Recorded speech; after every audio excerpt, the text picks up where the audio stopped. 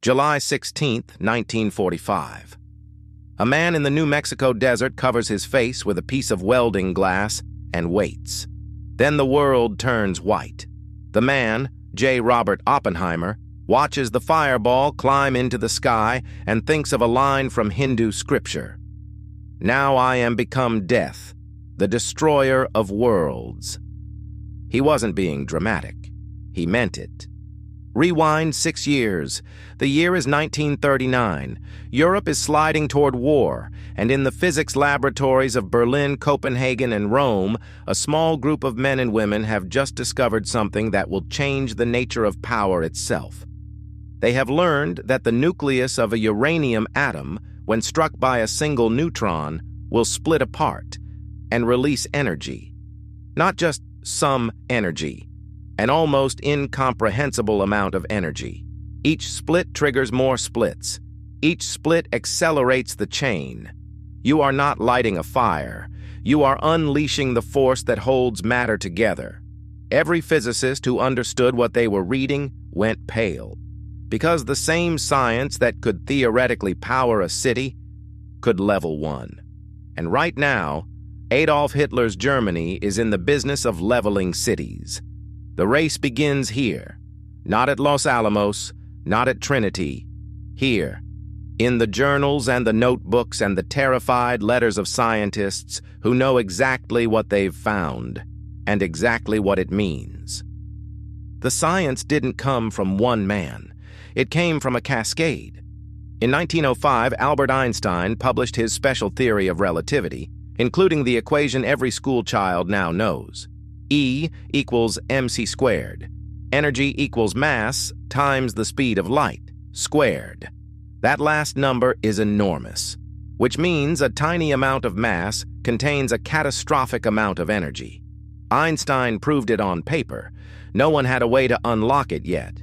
In 1934, Italian physicist Enrico Fermi began bombarding uranium with neutrons in a Rome laboratory, watching strange things happen, things he couldn't entirely explain. He was closer to fission than he realized. He published his findings and moved on. Then, on December 17, 1938, in a laboratory in Berlin, German chemist Otto Hahn and his colleague Fritz Strassmann split the uranium atom for the first time. Hahn immediately wrote to his former colleague Lise Meitner, a Jewish physicist who had recently fled Nazi Germany, and asked if she could explain what he was seeing. She did. She and her nephew Otto Frisch calculated the energy released and coined the term nuclear fission. They had named a weapon before it existed. By September 1939, Germany invades Poland, and within weeks, the German Army Physics Office convenes a secret conference in Berlin. They call their project the Uranverein, the Uranium Club. Germany has just launched the world's first organized nuclear weapons program. Their lead scientist is Werner Heisenberg, one of the most brilliant theoretical physicists alive. He had won the Nobel Prize in 1932. He understood the physics better than almost anyone, and he was German, and he stayed. The Uranverein identifies two pathways to a bomb: enriched uranium or plutonium. They need a moderating agent to sustain a chain reaction, and they choose heavy water, a naturally occurring but incredibly rare compound produced in large quantities at only one facility on Earth, the Norsk Hydro plant at Vemork, Norway. Germany occupies Norway. The heavy water is theirs. For a brief period in 1939 and 1940, Germany is arguably ahead. Meanwhile, in the United States, two Hungarian refugee physicists, Leo Szilard and Eugene Wigner, are terrified. They know what Germany has. They know what Germany could build. And they know that the one man whose name might actually get the American government to listen is Albert Einstein. So they drive to Einstein's summer cottage on Long Island. They explain the situation. Einstein hadn't been tracking the fission developments, but he grasps the implications instantly. On August 2, 1939, Einstein signs a letter addressed to President Franklin D. Roosevelt. It warns that Germany may be pursuing atomic weapons and that the United States should begin its own research immediately. Roosevelt reads it. He forms a small advisory committee. He gives them $6,000. $6,000. To be fair to Roosevelt, the letter arrived 6 weeks before the war even started. The urgency hadn't fully landed yet, but the delay would become one of the most consequential bureaucratic stalls in human history. It takes Pearl Harbor to light the fuse. After December 7, 1941, the United States is fully at war and fully alarmed. British scientists have already calculated that a bomb is not just theoretically possible, but practically achievable. Their report, codenamed the Maud Report, concludes that a critical mass of around 10 kilograms of enriched uranium-235 could produce an explosion equivalent to 1,800 tons of TNT. They share it with the Americans. The Manhattan Project is born. What follows is the most expensive scientific program in human history. $2 billion in 1940s money, roughly $30 billion today. 3 cities are built from scratch and classified out of existence. Oak Ridge, Tennessee, where thousands of workers operate uranium enrichment machinery so secret that most of them don't know what they're producing. Some of the women operating the calutrons, electromagnetic separation machines, are told only to keep a particular dial pointed at a particular number, all day, every day. They do their jobs perfectly. They have no idea they are enriching uranium for an atomic bomb.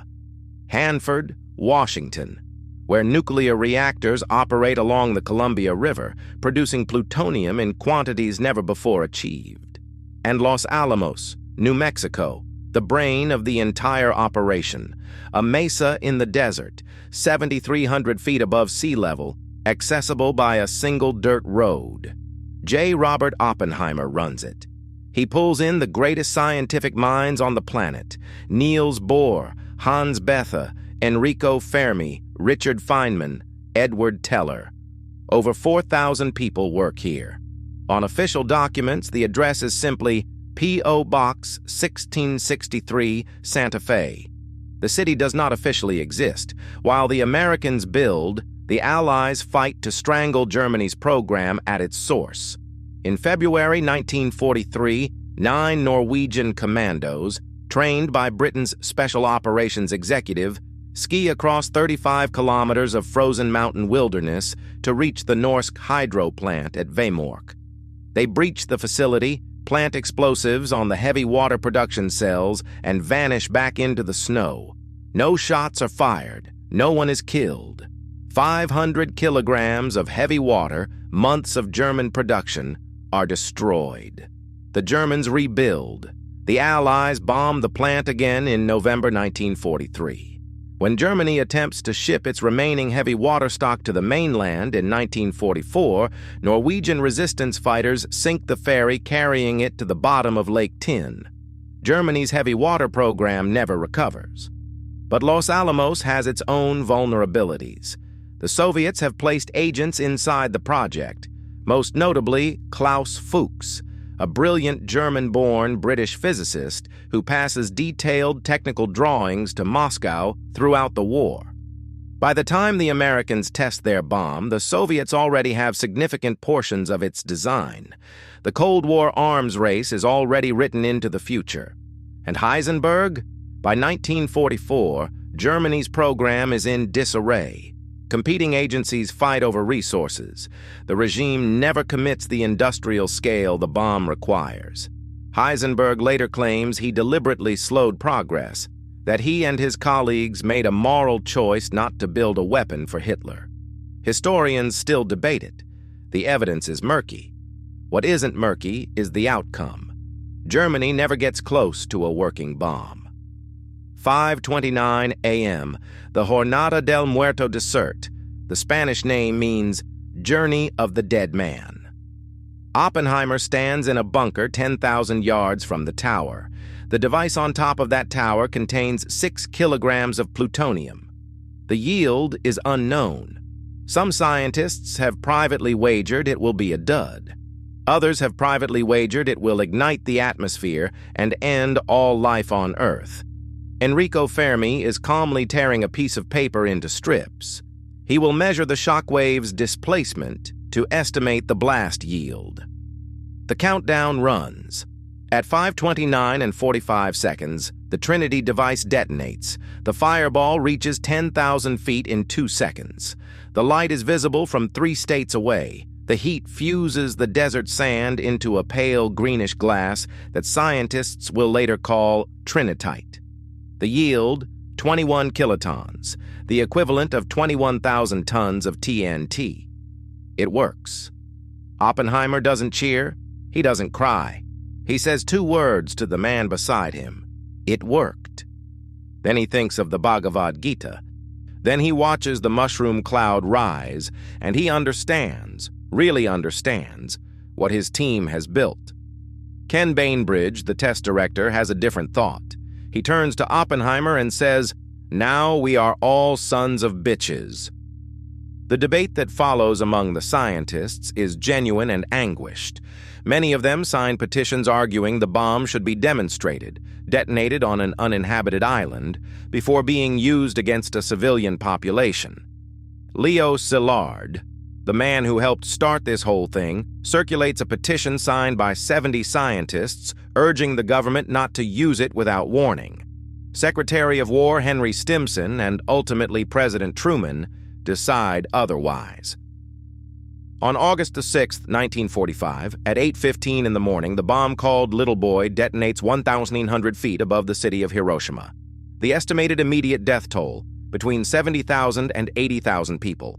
By the end of 1945, the figure climbs to approximately 140,000. 3 days later, Fat Man falls on Nagasaki, roughly 80,000 more. Japan surrenders on August 15, 1945. The most destructive war in human history is over. And here is the irony that most people never fully sit with.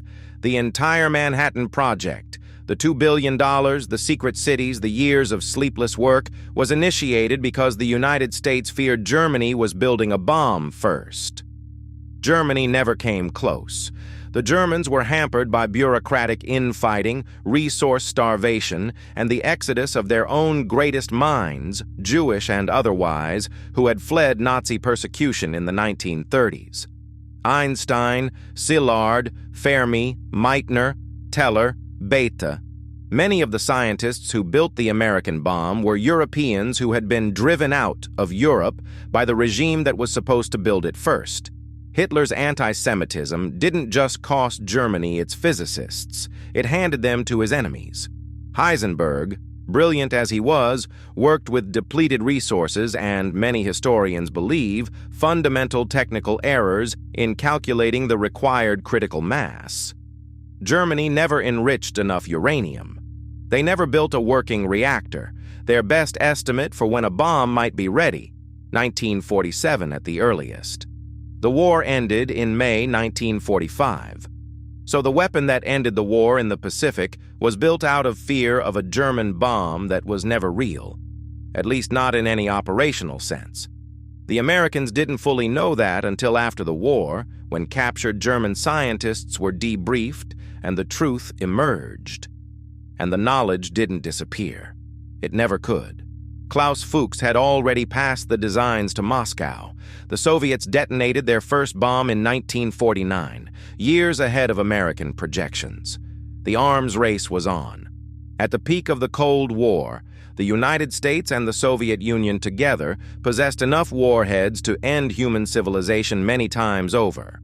Every nuclear weapon ever built traces its lineage to those neutron bombardment experiments in a Rome laboratory in 1934, to Otto Hahn's kitchen table chemistry in Berlin, to a letter typed on Long Island and signed by a man who would later describe the bomb as the greatest mistake of his life.